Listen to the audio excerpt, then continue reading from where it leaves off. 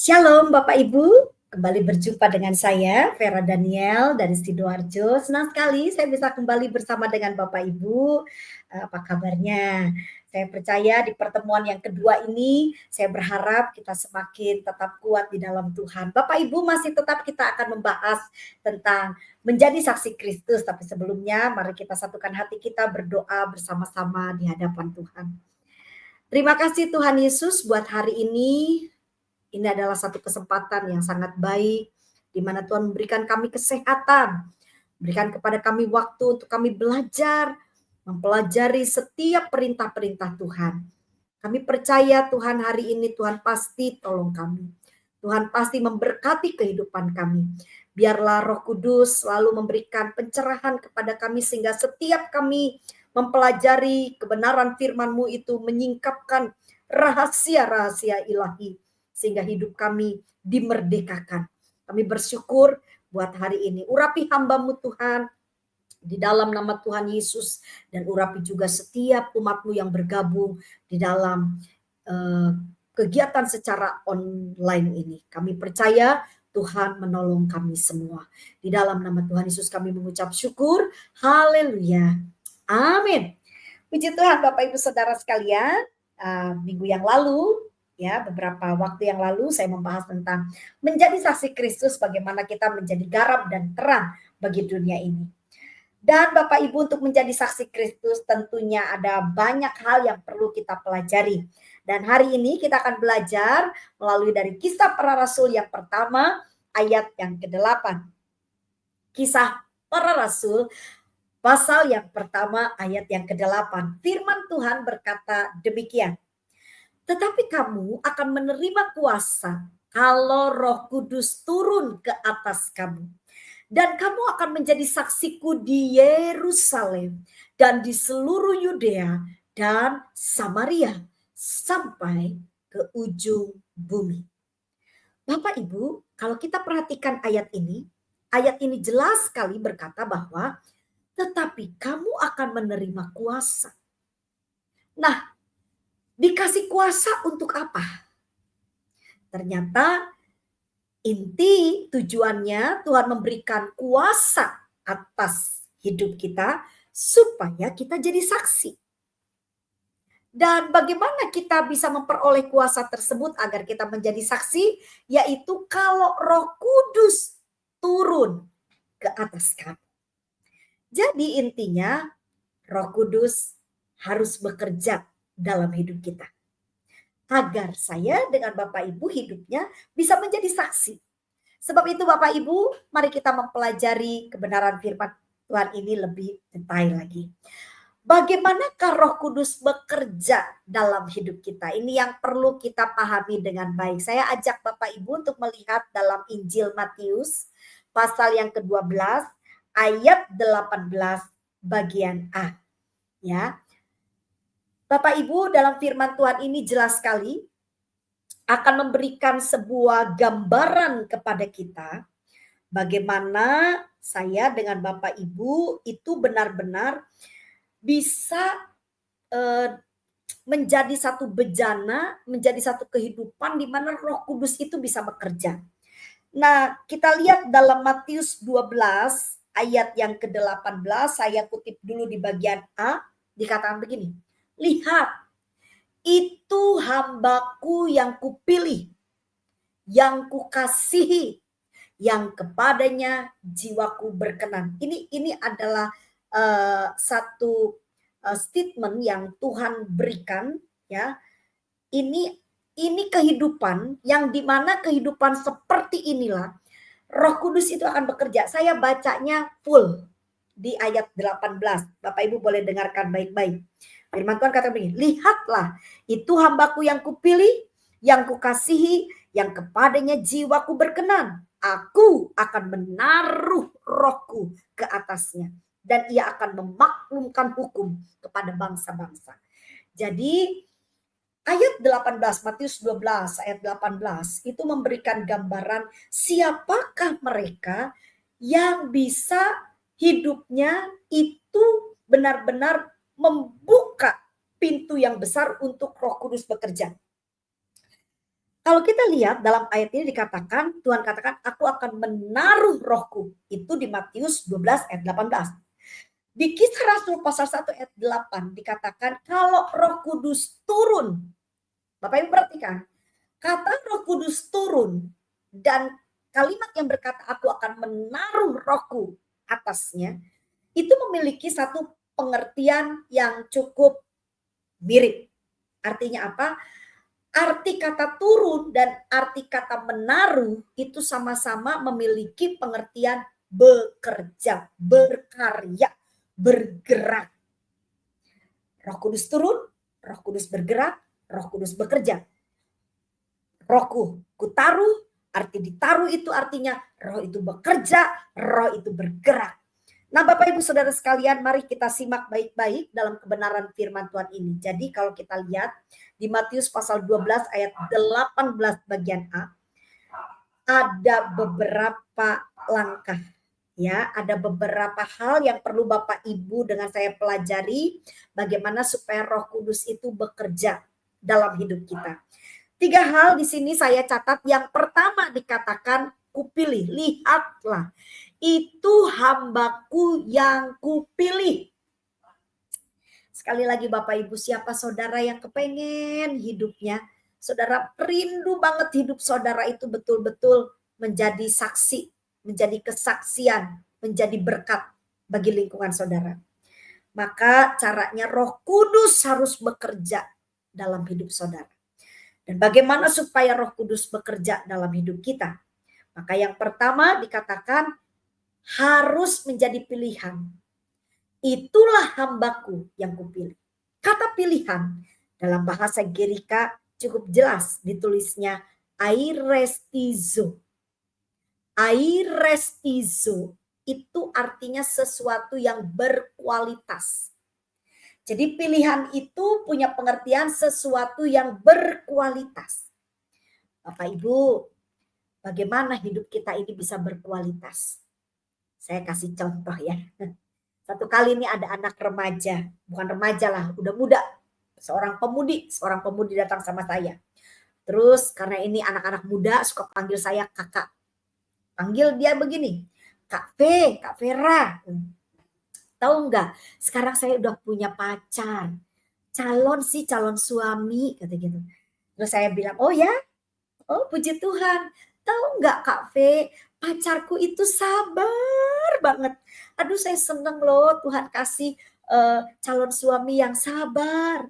Saya diem, saudara. Saya bilang apa? Sabar. Saya senyum aja. Saya panggil dia lebih dekat. Saya bilang gini, Kak Vera belum percaya kalau calon suamimu itu sabar.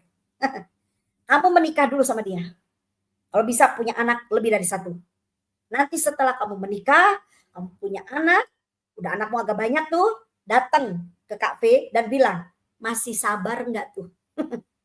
Saudara, orang itu kualitas seseorang itu bisa kita nilai setelah melalui proses hidup. Saya punya pegawai, kalau ada pegawai ada kerja gitu ya. Dulu saya punya driver, saudara. Saya pergi kemana-mana pelayanan, karena suami saya juga sibuk, suami saya kasih saya driver. Nah waktu dia awal-awal kerja dengan kami, waduh rajinnya minta ampun, baru bekerja. Saya minta, saya berangkat jam 5 pagi, jam 4 dia sudah datang. Mobil saya dicuci, saudara. Setiap kali dicuci ya. Terus saya mau ngecek ini bener nggak nih pegawai ini rajin ya, anak rohani saya bilang, pegawainya mama rajin, drivernya mama rajin. Lalu saya bilang sama dia, ya jangan dulu dilihat sekarang, lihat kalau dia sudah setahun kerja, 2 tahun kerja, 3 tahun kerja, dia masih seperti itu, baru kita bisa nilai. Bapak Ibu, hidup berkualitas, hidup berbobot, hidup yang kita bisa nilai itu adalah hal yang baik. Itu perlu proses. Jadi ketika Tuhan katakan begini, Roh Kudus bekerja pada orang yang seperti apa? Roh Kudus itu kerja kepada siapa? Kita kan harus jelas toh Bapak Ibu. Kita pengen sekali Roh Kudus bekerja dalam hidup kita. Tapi bagaimana kita bisa memastikan Roh Kudus itu bisa nggak tinggal diam bersama dengan kita. Maka firman Tuhan ini memberikan pencerahan kepada kita. Roh Kudus itu akan bekerja pada orang-orang pilihan. Apa yang dimaksud orang pilihan ini, Bapak Ibu? Kalau kita perhatikan, pilihan, yaitu yang ditulis dengan airetizo, yang punya pengertian berkualitas. Itu adalah mereka-mereka yang hidup melalui proses. Jadi kalau saya dengan Bapak Ibu mau Roh Kudus bekerja luar biasa dalam diri saudara, saudara harus betul-betul bisa kuat, bisa tabah menghadapi kondisi kehidupan yang mungkin itu menurut daging saudara tidak nyaman. Kenapa ya kok Tuhan izinkan rumah tangga kami seperti ini, kondisi saya seperti ini. Ketika saudara diperhadapkan dengan masalah, nah saudara merespon dengan positif, saudara merespon dengan baik, percayalah. Itu adalah pintu pertama di mana Roh Kudus bisa bekerja dalam diri saudara. Karena kalau saudara menghadapi masalah, wah apalagi saudara sukanya lari dari masalah, ya hadapi masalah dengan cara dunia, saudara tidak ada kesabaran, saudara tidak ada ucapan syukur, wah bersungut-sungut terus, bagaimana Roh Kudus bisa bekerja dalam diri kita? Jadi yang pertama, untuk Roh Kudus bekerja dalam diri saya dengan saudara, saudara harus sabar, saudara harus belajar untuk bisa bertahan dalam kondisi sesulit apapun. Dan bagaimana kita bisa bertahan dalam kondisi yang sulit? Yaitu dengan cara kita berserah penuh, percaya penuh kepada Tuhan. Saudara, pengenalan kita kepada Tuhan itu akan membuat saudara punya kualitas kekuatan rohani yang baik. Sebab itu, mari Bapak Ibu, hari-hari ini kondisi dunia tidak terlalu baik ya. Kita di awal tahun kita mendengar Los Angeles, lalu masuk bulan kedua di tahun ini kita mendengar Yunani ya, salah satu kota yang cukup cantik, selebritis di situ semua. Kita nggak pernah tahu dunia ini sedang menuju ke arah mana. Kita juga nggak pernah tahu kondisi dunia ini akan seperti apa. Tapi percayalah Bapak Ibu, pada waktu saudara kualitas hidup, ya pengenalan saudara kepada Tuhan, kedekatan saudara kepada Tuhan, itu memiliki satu hubungan yang cukup baik. Saudara membangun hubungan yang baik dengan Tuhan. Seberat apapun, sekacau apapun dunia ini, maka saudara akan tetap kuat di dalam Tuhan. Dengar, dan Roh Kudus akan bekerja luar biasa dalam diri saudara yang memberi kita kekuatan. Jadi Bapak Ibu belajar ya untuk sabar. Kalau saudara mungkin menghadapi masalah, jujur saudara, saya itu di bawah Tuhan sampai satu titik. Jadi kalau supaya ada masalah itu sesuatu yang bergairah bagi saya. Tapi saya nggak nyari-nyari masalah ya Bapak Ibu. Cuman kalau sepertinya saya lagi taat sama Tuhan, saya lagi setia sama Tuhan, moro-moro tiba-tiba gitu saudara ya, ada sesuatu kejadian peristiwa yang bisa membuat mungkin wow kok seperti ini ya. Saya pernah satu kali Bapak Ibu, jadi waktu itu saya diantar anak rohani saya. Ya, diantar anak rohani saya pakai mobil suami saya. Jadi saya sudah pamit sama suami saya akan berangkat pelayanan, anak rohani itu yang nyetir tuh, cewek kebetulan. Saya ternyata dia bilang gini, "Mama, aku nggak ikut ke ibadahnya ya, Mama tak drop aja, aku tak pulang dulu," karena memang tempat pelayanan saya ini dekat dengan rumahnya dia gitu. Dia bilang, "Oke, kamu bawa aja tuh mobil," gitu kan. Apa yang terjadi Bapak Ibu, tuh mobil dijebol sama orang. Untung mobilnya nggak dibawa orang, tapi cuman di dalam itu ya, peralatan mobil udah deh bolong semua saudara. Dalam waktu hitungan menit ya, kalau diperkirakan saya dengar dari polisinya ini orang pernah kata, jadi ini mantan dari yang sudah pernah dimasukkan penjara, dikeluarkan pencuri lagi, dan mencurinya lebih canggih. Aduh saudara, saya waktu saya pelayanan, saya dibel-bel sama anak rohani saya, tapi kan hati saya tetap fokus sama Tuhan saudara ya. Ya saya juga lagi betul-betul, melayani kan. Lalu anak rohani saya ngebel, terus dia ketakutan, dia bilang, "Mama," katanya, "Mama mobil dicuri," gitu. Dia waktu bilang kayak begitu saya cukup kaget, saya bilang, "Dicuri maksudnya?"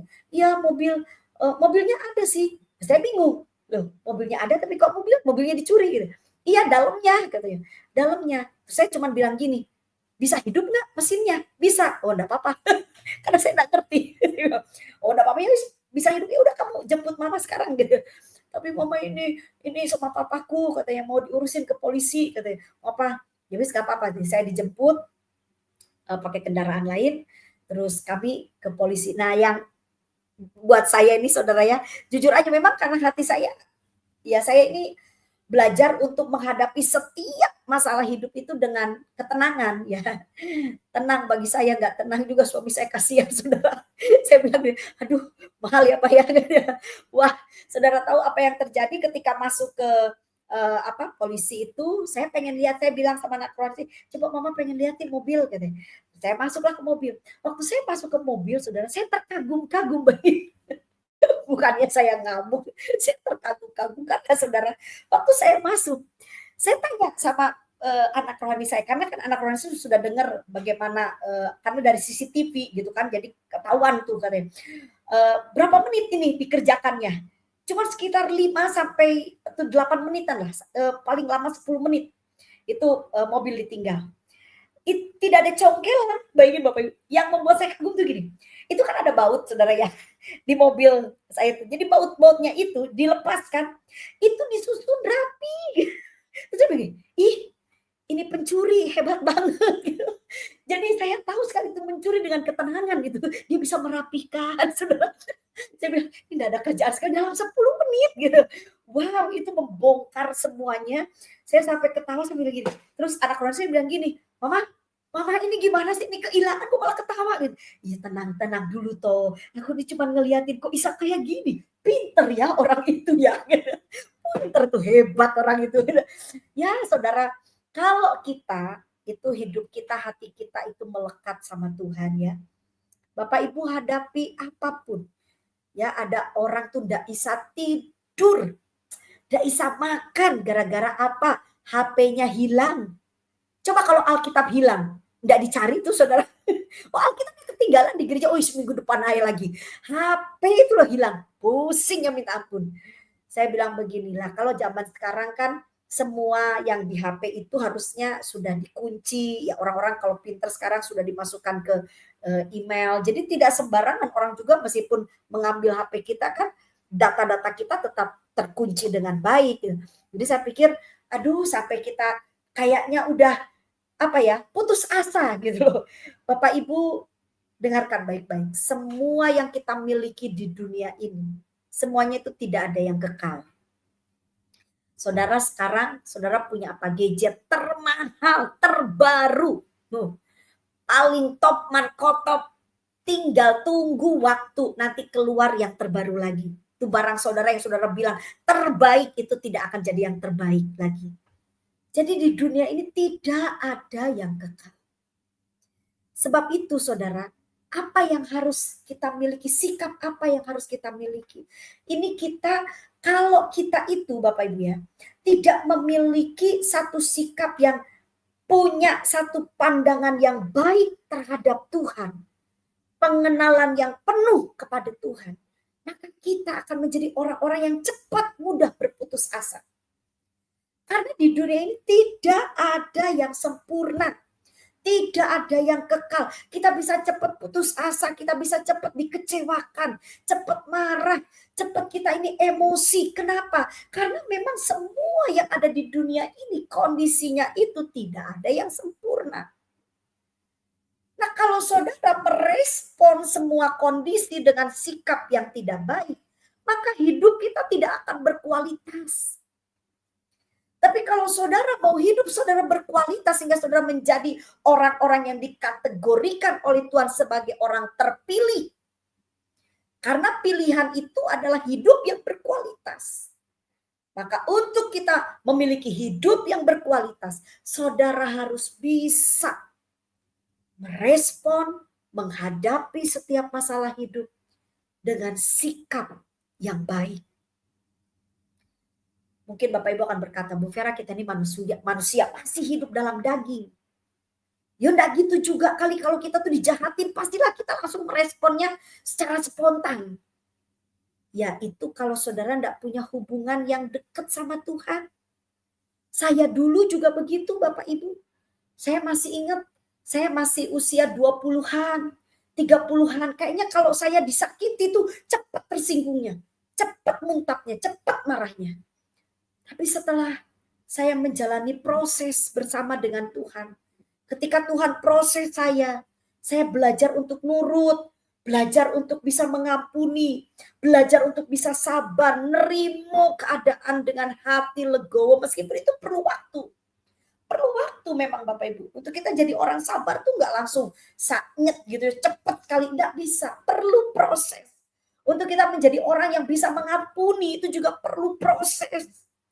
Untuk kita bisa jadi orang yang kuat, itu juga perlu proses. Mungkin awalnya kita jatuh terus, jatuh bangun terus Bapak Ibu. Tapi ketika kita diperhadapkan oleh Tuhan dengan situasi yang sulit dan kita tidak menyerah, kita tidak lari dari masalah itu, tapi kita hadapi dengan hati yang berserah penuh kepada Tuhan, percaya kepada Tuhan. Maka yakinlah Bapak Ibu, satu saat saudara akan mengalami atau mendapatkan hidup saudara itu jadi lebih baik. Saya satu kali itu sedang merenung. Saya bilang, iya dulu tuh saya nggak sabaran. Dulu saya ini kalau sepertinya dengar aja perkataan orang yang sedikit tidak nyaman di telinga saya tuh cepat sekali hati saya tuh berubah saudara. Ya, hati ini bisa muangkel, jengkel, terus sikap saya yang kelihatannya itu biasanya kalau nggak saya gebrak-gebrak. Jadi zaman dulu itu saudara, aduh saya sampai mikir malu saya ya. Saya kok punya karakter, kalau saya marah itu kelihatan saudara banting pintu ya, gebrak ini gebrak itu, waduh. Tapi itu Tuhan terus proses saya. Untungnya ketika saya itu diproses Tuhan, saya tuh enggak nyalahkan Tuhan. Saya enggak putus asa. Ya meskipun saya jengkel, mangkel, satu kali saya bilang, Tuhan tolong aku, Tuhan tolong aku. Ya, saya tahu, kadang pikiran ini tahu kebenaran itu apa. Tapi daging ini lemah, saudara. Roh kita tuh kepengennya itu, kalau ada orang jahat sama kita, kalau bisa kita tetap baik. Tetap mengampuni. Karena kan firman Tuhan bilang, kalahkanlah kejahatan dengan kebaikan. Tapi pada kenyataannya Bapak Ibu, banyak di antara kita, kedagingan kita ini lemah. Tapi saya mau bilang sama saudara, ketika saudara mungkin sempat jatuh, tapi disadarkan oleh Tuhan, kamu jangan seperti itu. Dan saudara harus kembali dan jangan berputus asa. Kembali lagi dan pulihkan lagi, pemberesan lagi, dan jangan buat saudara, wah gini lagi, jangan putus asa saudara. Karena satu kali waktu, ada saatnya, hal yang baik itu akan terjadi dalam hidup kita. Jadi saya kalau merenung, loh iya ya, sekarang saya bisa lebih tenang. Kalau seperti saya mendapatkan informasi-informasi yang menyakitkan, mengecewakan, saya bisa lebih agak sedikit, ya hati ini nggak sampai panas. Tapi saya hadapi dengan, ya mungkin orang itu ngomong kayak gitu karena dia nggak paham, karena dia nggak ngerti. Sehingga Bapak Ibu, dari saya bisa merespon dengan lebih tenang, itu mempengaruhi sikap saya. Itulah yang Tuhan mau. Jadi hidup berkualitas Bapak Ibu, itu adalah hidup yang sudah melalui proses. Saat saudara diproses, jangan saudara salahkan siapa-siapa, jangan patah semangat. Terus saudara mungkin hari ini saudara belum bisa. Ya, saudara punya niat kerinduan apa yang baik. Mungkin saudara kepengen, aku pengen bangun lebih pagi. Bisa mencari wajah Tuhan di pagi hari. Ya, gak taunya besok saudara bangun siang meneh. Aduh, kesiangan lagi. Tapi saudara masih ada kerinduan. Aduh, besok lagi aku mau bangun pagi, aku pengen ketemu Tuhan, aku pengen ngobrol sama Tuhan. Saudara, terus saja selama dikasih kesempatan sama Tuhan ada hari esok, lakukan lagi, kerjakan lagi. Kalau saudara masih belum bisa, jangan patah semangat. Hari ini mungkin saudara masih belum bisa mengendalikan emosi saudara, tenang dulu. Asal saudara jangan langsung ambil keputusan yang di luar dari kebenaran firman Tuhan. Ya, kadang-kadang saya bilang, Tuhan, saya nggak mau marah-marah. Ya, ketika saya bilang sama Tuhan nggak mau marah-marah, sama Tuhan dikasih, saudara, peristiwa yang membuat saya jengkel. Terus saya bilang, aduh, saya nggak boleh marah, saya nggak boleh marah. Tapi itulah proses. Kalau kita minta kesabaran, ya diproses sama Tuhan supaya kesabaran itu muncul. Kalau saudara minta sama Tuhan, ya Tuhan, saya mau ekonomi saya dipulihkan. Nah, itu dia banyak orang pengen ekonomi saya dipulihkan. Saudara tahu, ketika saudara meminta hal itu, saudara tahu apa yang ada di dalam pengajaran firman Tuhan tentang ekonomi. Ya, Tuhan itu tidak mau saudara itu binasa. Tapi Tuhan itu mau saudara selamat. Dan kalau kita pelajari di dalam firman Tuhan, salah satu yang membuat kita binasa, cinta akan uang. Kalau saudara bilang, Tuhan pulihkan ekonomiku, apa yang akan diproses oleh Tuhan dalam hidup saudara? Saudara-saudara akan dibawa oleh Tuhan mencapai satu kondisi di mana saudara sudah merasa bahwa, ya ada uang, puji Tuhan, gak ada uang, tetap aku akan bersyukur sama Tuhan. Sampai di titik itu tuh. Ya, mungkin orang-orang terdekat saya akan bisa melihat perubahan saya dulu. Kalau saya nggak punya uang, saudara, waduh, rasanya bingung gitu kan. Kacau, jadi nggak fokus. Tapi satu kali sampai Tuhan bawa sama saya kepada kehidupan saya itu di mana saya nggak punya apa-apa. Saya nggak punya apa-apa. Maksudnya tidak ada pegangan uang yang mencukupkan. Tapi apa yang terjadi? Puji Tuhan tuh Bapak Ibu, bisa tenang. Sampai saya mikir, iya ya, ini yang saya cari, ini yang saya minta sama Tuhan. Ketenangan. Waktu saya sudah tidak terikat lagi dengan uang, apa yang terjadi Bapak Ibu? Dikirim sama Tuhan malah. Dikasih sama Tuhan. Tuhan itu akan memberi setelah wadahnya kita ini kuat. Tuhan akan beri anggur yang baru kalau kirbatnya udah baru. Tuhan akan beri sesuatu yang baik kepada kita kalau kita sudah mampu mengelolanya. Tuhan akan percayakan sesuatu yang besar kepada kita kalau kita sudah bisa dipercaya. Apa yang saudara minta? Saya teringat dengan salah seorang hamba Tuhan di sempat kesaksian sama saya kayak begini. Kadang manusia itu minta itu berlebihan atau minta tidak melihat diri. Oh ya? Gimana tuh? Coba ada orang yang berdoa, Tuhan minta pesawat. Dia minta pesawat sama Tuhan. Bandaranya aja belum punya. Terus pesawatnya tuh mau landing di mana gitu loh. Mau landing di mana? Oh, dia nggak punya perlandingan pribadi aja nggak punya. Ada orang yang minta supaya dia punya harta banyak. Ya, baru dikasih harta sedikit aja tidak bisa dikelola dengan baik. Tapi dia mau minta harta yang banyak. Satu kali pernah ada orang tanya, Bu Vera, kalau Bu Vera dikasih uang 1 miliar, apa yang akan Ibu Vera kerjakan? Bayangin Bapak Ibu. Bingung juga saya. Iya ya. Ngapain juga itu dengan uang 1 miliar?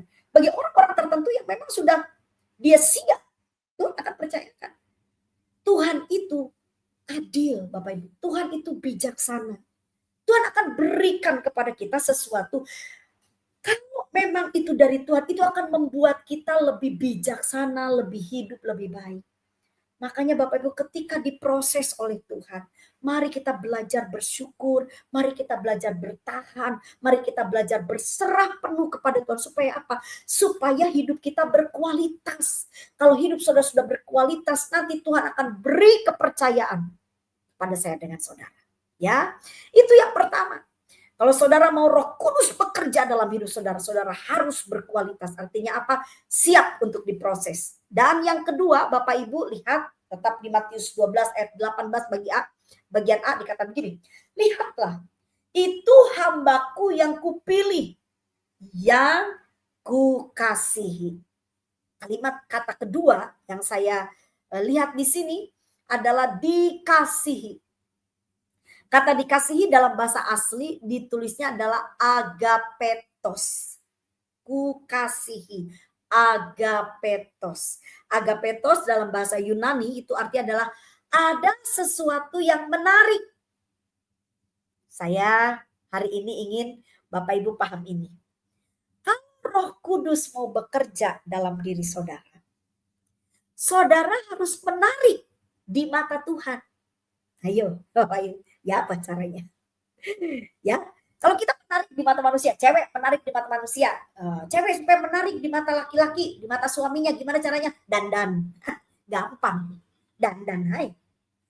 Tapi, saudara, kalau di mata Tuhan, coba saudara renungkan, apa yang membuat Tuhan tertarik kepada kita? Saudara, cuma satu loh yang diperhatikan oleh Tuhan dalam kehidupan kita. Ini saudara tidak boleh lupa. Apa yang menarik hati Tuhan adalah kondisi hati kita. Bukan kegiatan rohani kita. Saudara mau pelayanan dari pagi sampai malam. Saudara mau seperti saya khotbah terus tiap hari. Ya. Saudara mau apa kegiatan rohani apa yang kita lakukan? Itu maaf tidak terlalu menarik sebenarnya. Makanya orang tuh salah kaprah kalau sebenarnya, oh saya supaya saya itu berkenan kepada Tuhan, saya harus masuk Alkitab, oh saya harus full time. Enggak, bukan. Itu panggilan khusus. Kalau memang sudah dipanggil khusus oleh Tuhan untuk sepenuh waktu, ya seperti Pastor Billy Graham, Pastor Benny, mereka punya panggilan khusus. Silakan, saya juga panggilan khusus, dipanggil Tuhan sepenuh waktu. Tapi kan tidak semua orang. Tapi saudara harus tahu, ada satu yang harus buat Tuhan menarik perhatian saudara.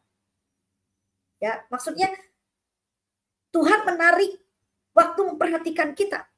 Harus hidup kita nanti harus ada daya tarik gitu ya di mata Tuhan. Jadi satu-satunya yang buat saya dengan saudara bisa menarik perhatian Tuhan, bisa membuat Tuhan tertarik kepada kita adalah kondisi hati kita. Saudara tahu Raja Daud dinilai Tuhan apa? Tuhan tuh senang banget loh sama Raja Daud. Coba saudara perhatikan kehidupan Raja Daud. Apa dia sempurna? Saya pernah tuh baca itu perjalanan Raja Daud. Aduh, saya bilang apaan nih? Suami macam apa nih? Istri orang, suaminya dibunuh dengan cara yang licik.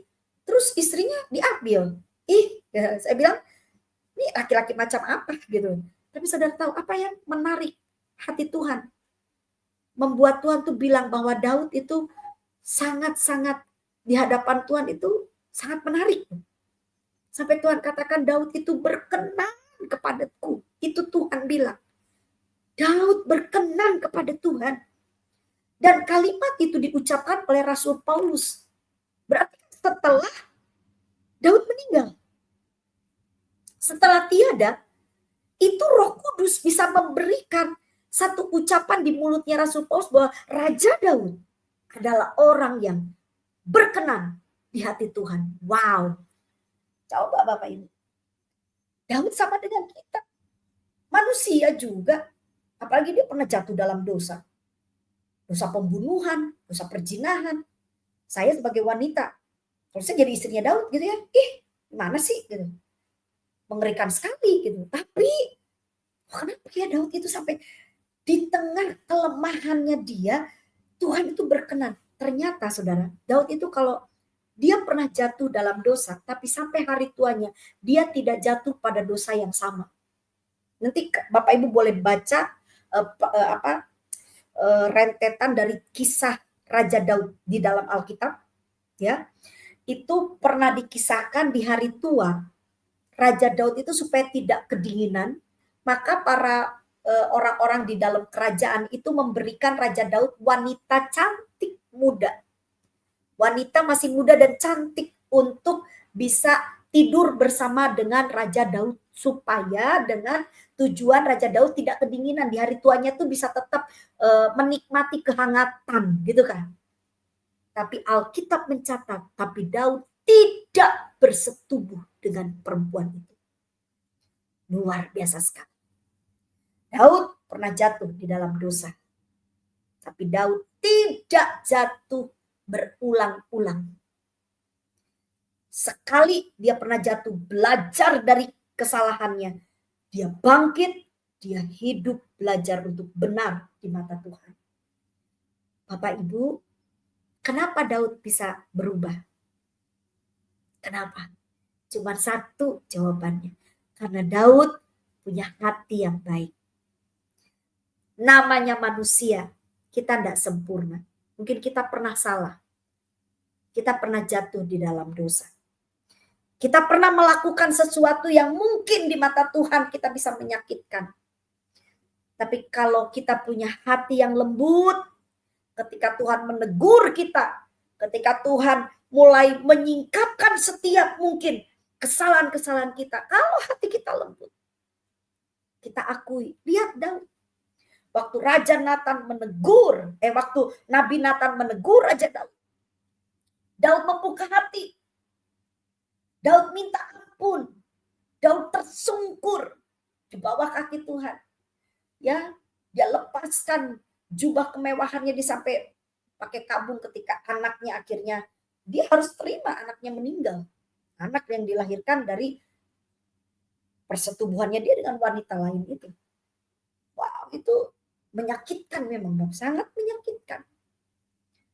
Tapi kalau kita ini mau mengakui, jadi itu Daud itu mau mengakui kesalahannya dan dia mau bertobat. Saudara, apa yang membuat Tuhan tertarik kepada kita? Bukan karena kita nggak pernah jatuh dalam dosa, bukan. Bukan karena kita nggak pernah salah, bukan. Kalau saudara mau membuat Tuhan tertarik kepada saudara, karena kita mau dirubah. Kita mau ditegur, kita mau dinasehati. Daud, dia menerima teguran, dia menerima nasihat. Waktu Tuhan mengambil anaknya yang dilahirkan oleh Betseba, apa yang terjadi Bapak Ibu? Daud tidak marah-marah. Dia malah mencuci mukanya, dia makan lagi, raut wajahnya sudah tidak lagi menangis lagi, berduka lagi. Tapi dia punya iman. Dia punya iman bahwa dia akan bertemu kembali dengan anaknya. Wow, luar biasa. Ini Bapak Ibu kalau belajar tuh Raja Daud luar biasa sekali. Saya senang sekali waktu mengotak-ngatik dan saya lihat bagaimana sejarahnya Raja Daud. Itu sangat luar biasa untuk kita teladani. Ya. Jadi kalau saudara mau Roh Kudus bekerja dalam diri saudara, saudara harus hidup saudara ini bisa menarik hatinya Tuhan. Ya. Bisa buat Tuhan bilang, kamu tuh orang yang berkenan di hadapanku. Aku berkenan kepadamu. Wow. Ya, seperti Ratu Esther, ya, dia berkenan di hadapan raja. Sehingga dia memiliki fasilitas kerajaan yang luar biasa. Dia diangkat derajatnya tinggi-tinggi. Kalau kita berkenan di hati Tuhan, Bapak Ibu percayalah, aman hidup kita. Ada orang bingung, ada orang ketakutan menghadapi hari-hari ini. Ya, bencana alam di mana-mana, kondisi kejahatan di mana-mana. Sebenarnya enggak usah bingung. Fokus saja sama Tuhan. Ya, kejar hati Tuhan. Apa yang Tuhan mau? Ketika kita mengejar hati Tuhan, maka Tuhan akan memenuhi segala apa yang kita perlukan. Tuhan katakan, carilah kerajaan Allah terlebih dahulu. Maka semuanya itu akan ditambahkan. Saya bersyukur Bapak Ibu, saya ini kadang-kadang selalu di dalam doa saya bilang makasih Tuhan. Ya, saya waktu menikah ternyata kandungan saya ini tidak sehat Bapak Ibu. Ya, waktu saya masih belum menikah pun saya pernah bukan kecelakaan ya, tapi saya pernah dibawa ke rumah sakit, saya dalam kondisi pingsan. Dan akhirnya dokter memvonis saya bahwa saya memiliki penyakit di dalam rahim saya ini yang menyebabkan saya tidak bisa memiliki keturunan. Dan itu saya belum menikah waktu itu. Jadi dokter melihat satu gejala bahwa rahim saya ini mengidap sebuah penyakit yang katanya dari 1.001 wanita, satu wanita di dunia ini dari 1.000 wanita itu pasti ada yang sakit seperti saya. Nah, saya akhirnya sampai satu saat Tuhan izinkan saya menikah.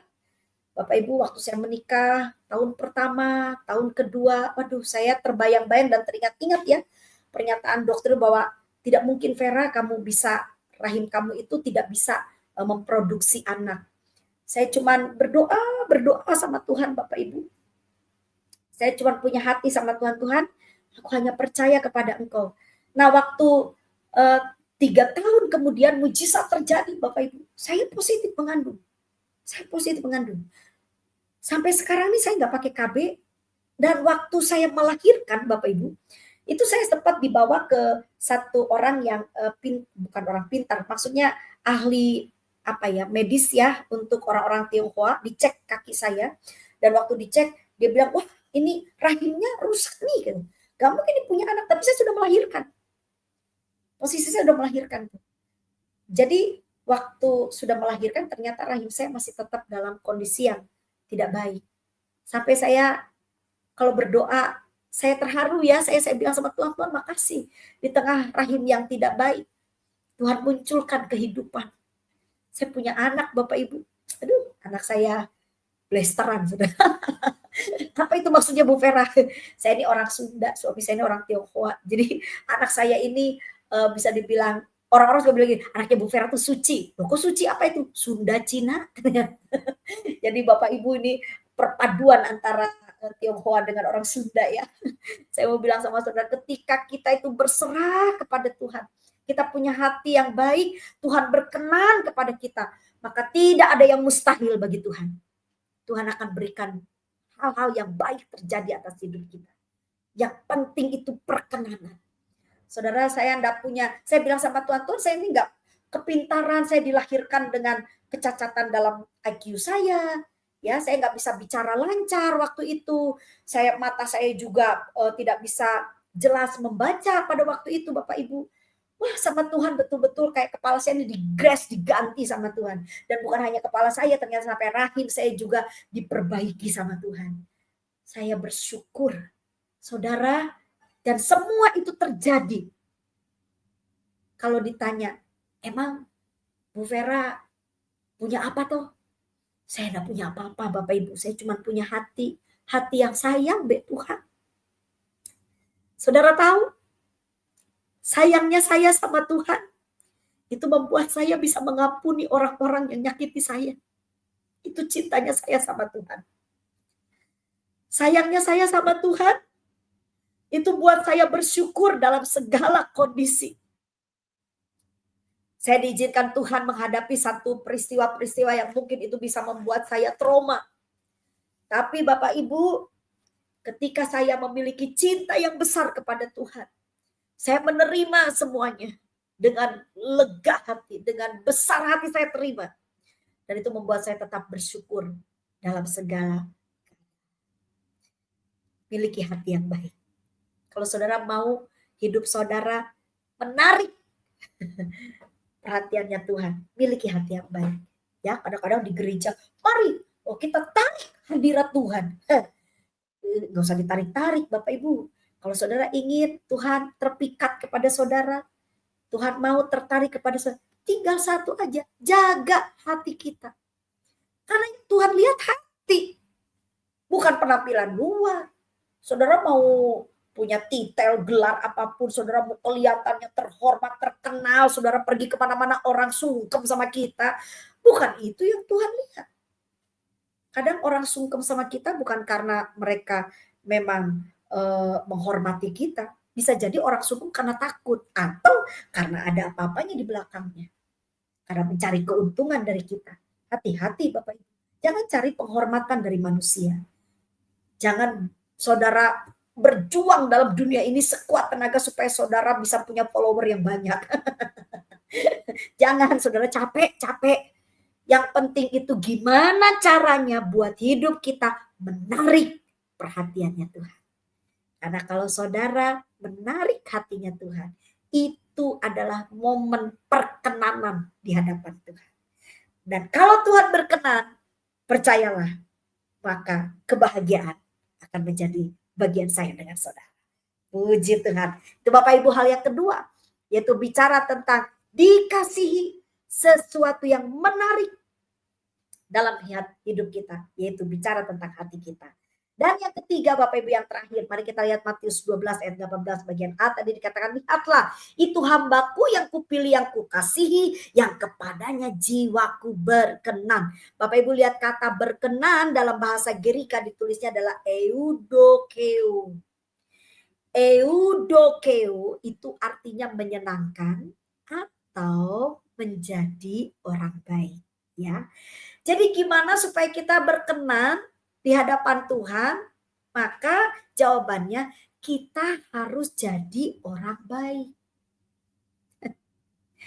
Mari kita simak baik-baik tentang orang baik. Saya cukup geli Bapak Ibu. Satu kali saya mempelajari satu artikel. Artikel ini membahas bahwa gini, siapakah yang dikategorikan orang tua baik?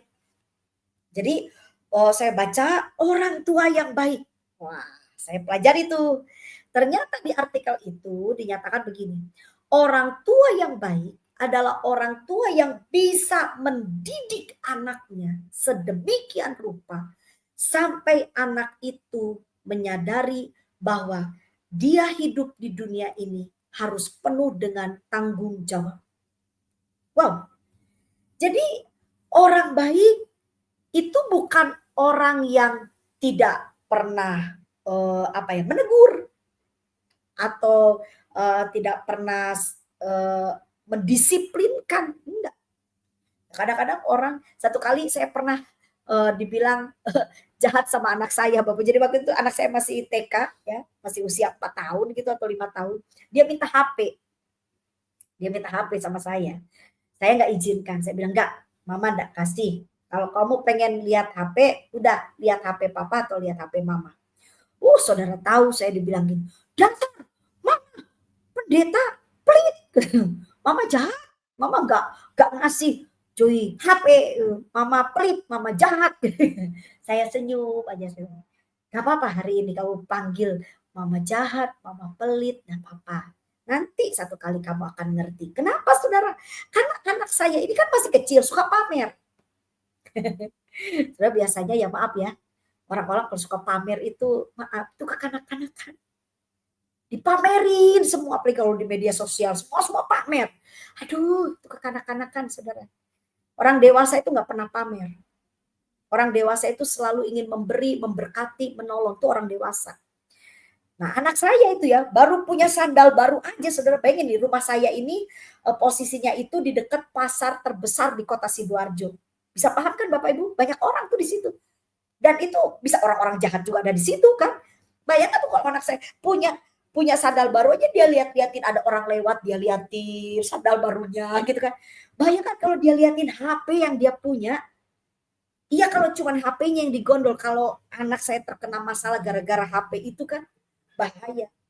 Saya tidak kasih. Kadang-kadang kita minta sesuatu sama Tuhan. Tuhan, ini kebutuhanku. Tuhan, saya pengen begini. Tapi sama Tuhan nggak dikasih tuh. Kadang-kadang kita sebagai jemaat kita bilang begini, Tuhan ini gimana sih? Ini kan keperluanku. Coba Tuhan kasih. Kan aku nggak sesusah ini. Coba Tuhan buat aku nggak seperti ini kan. Aku nggak pernah. Wah, kita mulai berpikir yang tidak tentang Tuhan. Tapi saudara pahamilah, Tuhan kita itu Tuhan yang baik. Saudara tahu artinya baik. Ternyata sikap baik itu bukan berarti semua yang diingini kalau dia orang tua yang baik. Tidak semua keinginan anaknya itu dipenuhi. Lihat dulu. Apakah keinginannya itu bisa membuat dia hidupnya rusak? Kalau seperti kita orang tua, kita kasih sesuatu sama anak kita dan itu bisa membuat mencelakakan anak kita. Orang tua yang baik tidak akan memenuhinya. Itu akan membuat celaka. Sampai firman Tuhan katakan begini, kalau kamu membutuhkan sesuatu berdoalah.